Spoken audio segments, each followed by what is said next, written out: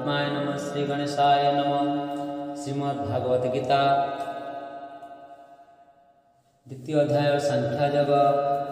जदृच्छया चपपन्नं स्वर्गद्वारमुपावृतं सुखिनो क्षत्रिया पार्थ लभन्ते जुदमीदृशम्।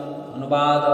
हे पार्थ, जो क्षत्रिय माने जे प्रकार धर्मयुद्धर सुविधा पाती अर्थात आपे आपे सेमानंकर पाखरे आसी ए युद्ध उपस्थित हुए एवं सेमानंक पाई स्वर्गद्वार को खोला कर दिए सेमाने अत्यंत सुखी अटंती। भावार्थ। अर्जुन कहले ए युद्धरे मु किछि भल देखि पारु नाही। यह नियत नरकवास ही हेतु।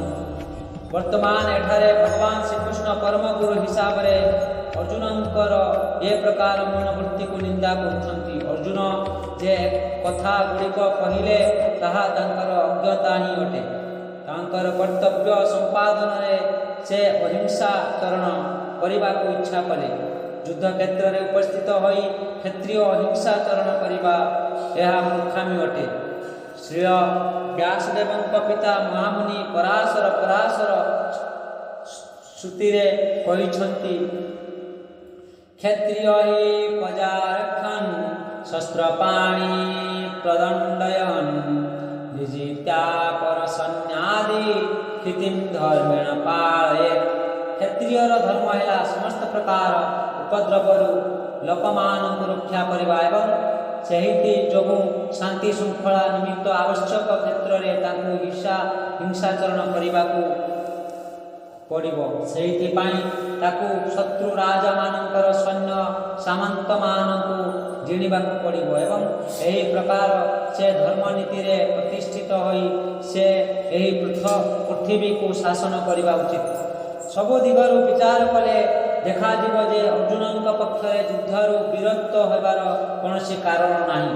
जदि से तांकर शत्रुमानक ऊपर विजय हासिल करती ताहेले से राज्य भोग करिवे एवं जे से जदि युद्ध रे मृत्युवरण करती ताहेले से स्वर्ग प्राप्त हेबे। एथिपाई द्वार उन्मुक्त होई रहिछि। जे कौनसी दिगरु विचार कले भी युद्ध तांक पक्षरे कल्याण कर। अथ चेतमिमं धर्म्यं संग्राम न करिष्यासि तत स्वधर्म कीर्तिं च हित्वा पापमवाप्स्यति। अनुवाद। यदि तुम्हें ए धर्म युद्ध रे युद्ध न कर ताहेले तुम्हें निश्चय कर्तव्यर अवहेला प्रदर्शन जगु पाप ही अर्जन करिवो एवं एत द्वारा तुमर यथा हिसाब रे जो ख्याति अछि सेतक हराइबो। भावार्थ। अर्जुन जड़े विशिष्ट योद्धा थिले एवं शिवंक समेत अनेक विशिष्ट देवतांक सह युद्ध करी यशकीर्ति हासिल करिछंती। एक शिकारीर पोशाक धारण करी श्री शिवजी को युद्ध रे परास्त करबा परे अर्जुन भगवान को संतुष्ट कले एवं उपहार सदृश पाशुपत अस्त्र नामक एक शस्त्र अस्त्र लाभ कले। समस्ते ए कथा जानती जे से एक प्रसिद्ध योद्धा।